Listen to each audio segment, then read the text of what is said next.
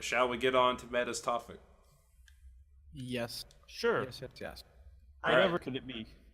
Well, the other thing that obviously I did over this 3-week period of time was watch only the best video game adaptation for to a show or film yet. Castlevania. Super Mario Brothers, the movie. God, no. Luigi. Yeah. Monkey. No, season 2, Castlevania on Netflix dropped this month. And then, well, actually, technically last month. Technically last month. That's what this in recording. secret, yeah, because I didn't even know it was out yet when you said you'd watched it. Oh yeah, it is out. It is good. And don't take my word for it. Let's listen to these rave reviews. IMDb gives it a wonderful rating of 8. I'm gonna probably say 8.5. It actually says 8, but there's episodes that are far above 8. Nothing's actually 8. But to give the point being is like the highest rating episode is 9.6, and the lowest is 8.1. But enough talk. How about you? Enough talk. Rotten Tomatoes gives it 100%, and the audience score is a 93 with an average rating of 9.6 out of 10. You have the Metacritic, which currently gives it an 8.4 of user score. So you can really see where it's coming from. And mind you, that score currently is from the fact that one of the scores on this board is a 5, while the rest are like 10s and 9. So, and the first critic review is 100. So it's well received. Yes. So I wanted Was to it well throw received by you? God, yes, it was. I mean, it's very good. It's a vast improvement. I mean, I'm not going to say vast, but it's a notable improvement above season 1. Yes. The season 1 was a wonderful taste of what it could be. Yeah, season 1 was like a pilot. It was like the appetizer before the meal. It was kind of like, hey, here's what we can do with Castlevania. Now here's what we can actually do with it in season 2. For those of you who don't know what it kind of covers, Castlevania is a game series that released back in 80s and whatnot, when during Nintendo and shit. Or 89, somewhere around there. On the NES, and it's pretty much about the family of Belmonts, who are monster hunters and vampire killers, going off to fight glorious evil overlord Dracula. Dracula. Yes, who every century comes back in his castle in order to wage war on mankind through monsters most get rid of the castle. Because they can't. I mean, technically they do. Mal, Every time they kill Dracula, the castle does sometimes just blow up. They talk about it. You should watch. Yeah. Oh. Obviously, this game follows that, but I mean, you can only do so much with all the lore that's out there. And Castlevania specifically follows. It takes a number of conventions, but the largest ones it pulls from is both Castlevania Symphony of the Night and Castlevania 3. As we have multiple characters, we have Trevor and some of the PS2 game, because there were characters from it, 2 of the villains, Hector and Isaac. Oh yeah, you're right. They redid them a little bit, but they borrowed their names at least. Yeah. I mean, there's a lot of different characters. Like Camilla makes a wonderful return on there as well. It's really well done. But it pulls from those, and it kind of does a mishmash story. I can't say if I was a father, I'd have been proud of my son, I guess is the best way I can put this here. It's wonderfully done. It is a bit gory, which is really the only downside to it, and obviously they swear. But it is a dark gothic horror story. It is wonderfully done. The characters are phenomenally fun to watch, whether they're making jabs at each other or their opponents, or simply talking about what's happening.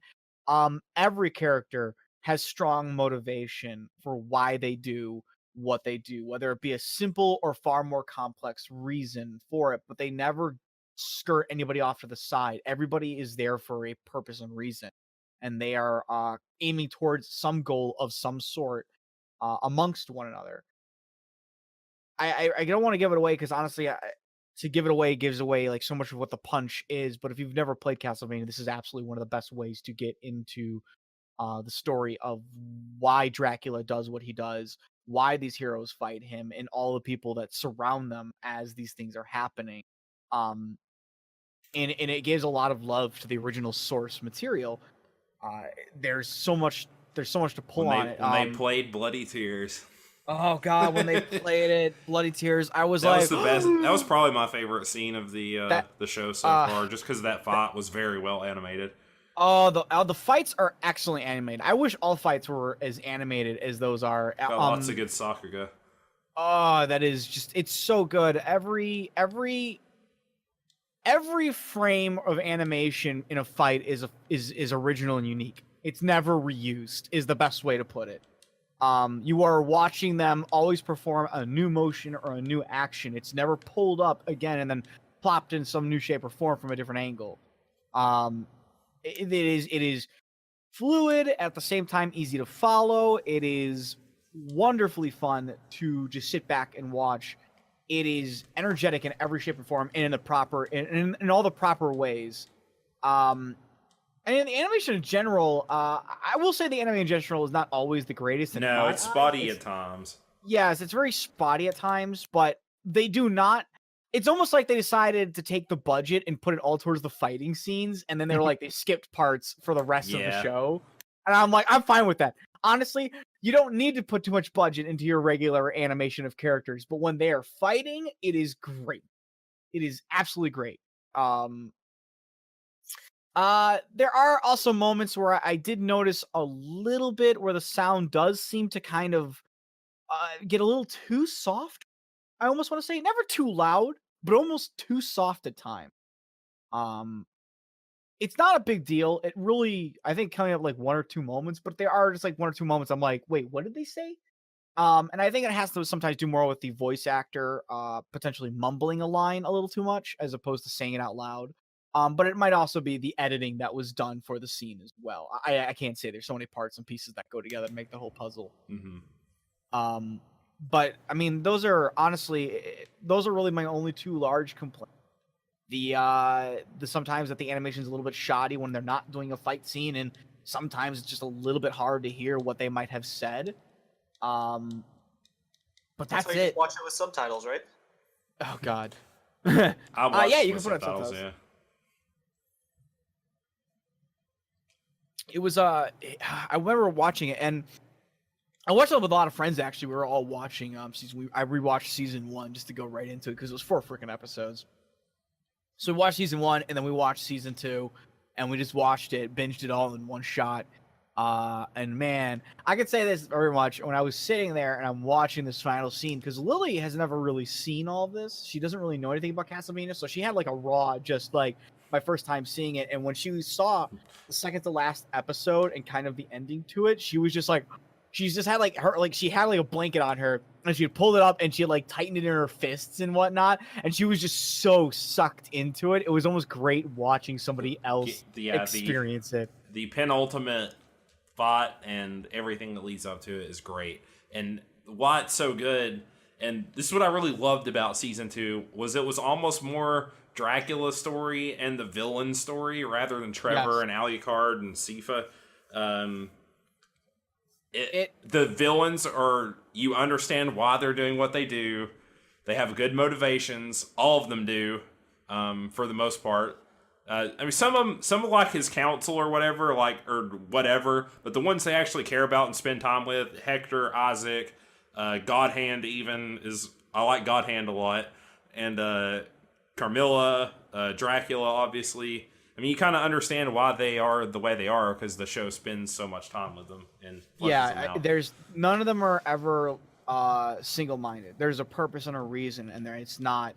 I mean, the first season gives exactly why Dracula is doing what he's doing. I mean, he's going after them because they killed his wife. But what that does to him and how he deals with it as time goes on, and he gets a little arc. It's nice. I mean, yeah. I mean, like I said, it pulls from Castlevania Symphony of the Night, which is probably, in my eyes, I mean, for a number of reasons why it's a great game, but in my eyes also it humanizes Dracula, because before that he was never really. He was just Dracula. You just killed Dracula. Yeah. You just kill a giant ass vampire dude. But in Symphony of the Night, they really humanize him in it, and that's why I personally had a much deeper love for that game, is because you weren't just stabbing this Lord of Darkness, you were stabbing a person. And that's kind of the same thing. He really drew from that area as well here. So Dracula is very sympathetic to what he does. He's doing a lot of evil shit, but there's a reason for it and who he is and why he does it. And the same for all the other characters. Hector and Isaac, there's a reason why they do what they do, and their backstories explain their current motivations. Because they are the only humans who serve Dracula. Yes, they are the most loyal and faithful to Dracula more than anybody else, and they have good reason to hate humanity. Very much so. So, I mean, Camilla is given a lot of. I mean, Camilla has never really been given a deep story, and this is the first time they've really given her a story. I think at least from any I can remember from any of the games. So she actually has kind of a unique story in this one as to why she thinks and does what she does. You did point out one thing about his council. I will agree that yes, there's a number of vampires there that just don't do anything. They don't say anything. They're cool in the fight. They do cool stuff, but they don't really have any. Yeah. They don't have a character really. They don't. Yeah. They I don't even think they ever speak. Yeah. Like I like the Japanese one who vampire who turned into like mist and stuff. Yes. They actually pulled. I think they pulled a number of different vampiric themes from just across different the world. There was your Asian, like your Eastern Asian one. Was there a hopping one? No, it wasn't like that. They kept them to movie style, but I thought the hopping were more zombies anyway, more than vampires. I think they were vampire. I think there might be. Well, from what I remember, at least. It's either Japanese or Chinese folklore is that the vampire actually had a very long, extended neck or whatever, and was actually just pretty much that inside of a body. But I mean, you get weird stuff all the time. But it sticks to a movie style of vampires. We know them where they walk on two legs. They're regular people. They just have different colored skin and long fangs and superpowers and shit. But they thematically gave them different. At the very minimum, they thematically covered different areas of the world that they were pulled from and gave them thematic abilities around that for as little time as that they might have had with them. So even if they weren't personality-wise varied, their abilities and their styles were they all fought very differently too. Yes. So they had their own ups and downs in that regard. Yep. It was a delight. It was great. And it's so short. It's so easy to binge. I watched it the few days up before Halloween. I think Tuesday and yesterday is when I watched it. Just to, it was what I'm going to marathon before Halloween. I love Gothic horror. It hit all those notes. It did everything right in that regard. Yeah. I don't know. It was just really good. I mean, the music is nicely done too. There's never a point where the music doesn't seem to match the scene. The colors are fantastic. I actually got to give them points this for what is effectively Gothic horror, which generally just brings to the mind the colors of black, gray, and slightly more gray. They actually have a lot of coloring. It's not saturated at all.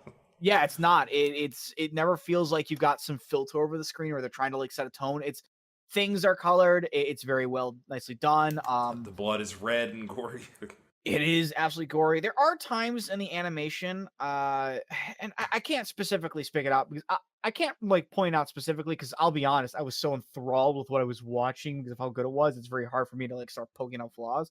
But there are times where there's some framing issues, either with the character models and whatnot, where they stand from a certain angle or appearance, and it kind of makes them look a little bit weird or off place.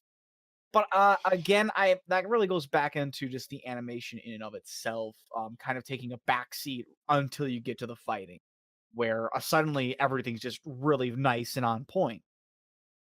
I mean, I don't want to heap more praise on it, but I mean, can't say that much more without spoiling anything. So yeah, that's really the only downside. I would recommend it to anybody who's never played Castlevania, the games, if you really want. If you love the games, story. Yeah. If you love the games, watch it. There's no reason not to watch it because it gives you fan service that you'll appreciate. It tells a really good story. It connects a lot of the lore in the game. So I mean, it's just good.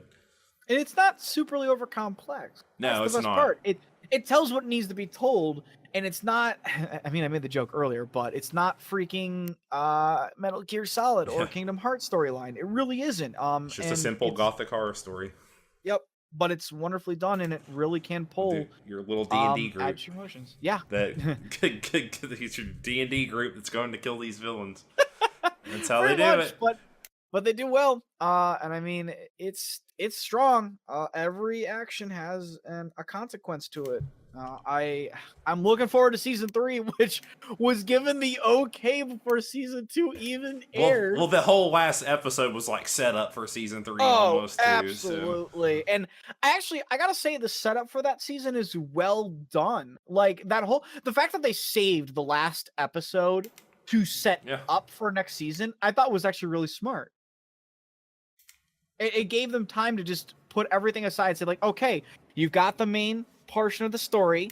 Now we're going to put one episode aside to show what our heroes are doing and what happened to everybody else that was left behind.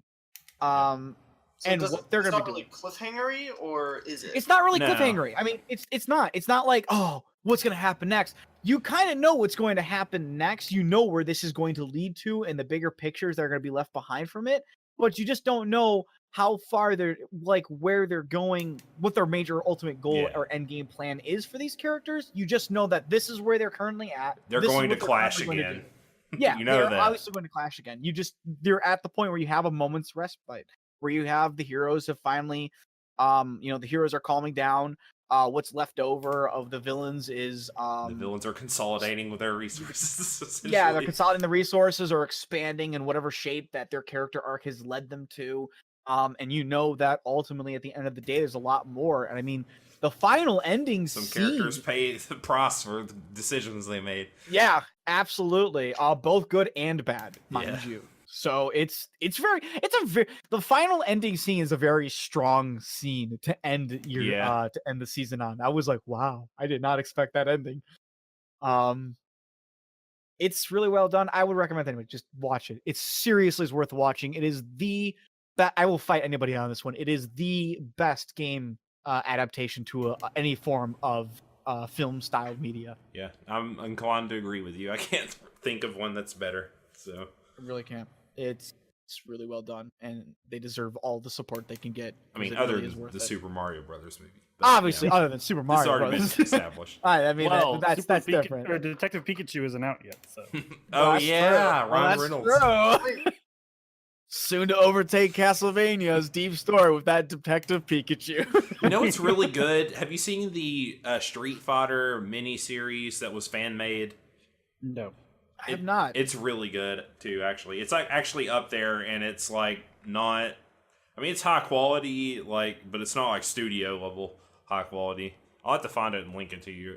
You can watch it all in like an hour, probably. It's pretty good. Oh, it sounds. It's basically the backstory of Ken Ryu and I can't remember their sensei's name, and Akuma. Goken. Yeah, Goken. Yeah. But anyways, Netflix puts out good stuff. Yeah, this is definitely something to go watch. It's Absolutely. just I think put out a lot of stuff. Yeah, which means sometimes it's good, sometimes it's not good. Well, I mean that's the case with any production studio, though, isn't it?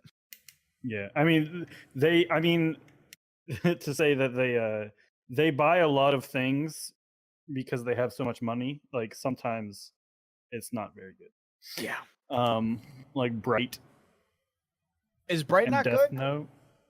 Oh, Death Note for was terrible. A lot of people. Yeah. I saw a lot of people not like it, and a lot of times it's because they'll just buy stuff that people were trying to sell to different studios. Yeah. I think it might be. We will. Yeah, even if it sometimes it'll be stuff that was already in the process of being made or whatever. It's not like Netflix didn't come up with the idea or anything. Or we'll buy this anime and gate it off forever. I think. We'll wish. I think that's kind of like what it really comes down to, is that they're just trying to buy up stuff because I mean it's kind of a different topic for a different day, but we know that Disney is coming out with their own, and the other studios are coming out. Is just making way more money. Yeah, so it's eventually everybody's gonna be pulling stuff from Netflix as they create their own streaming services. So I think they're just trying to consolidate anything that they can get their hands on. Well, speaking of Netflix,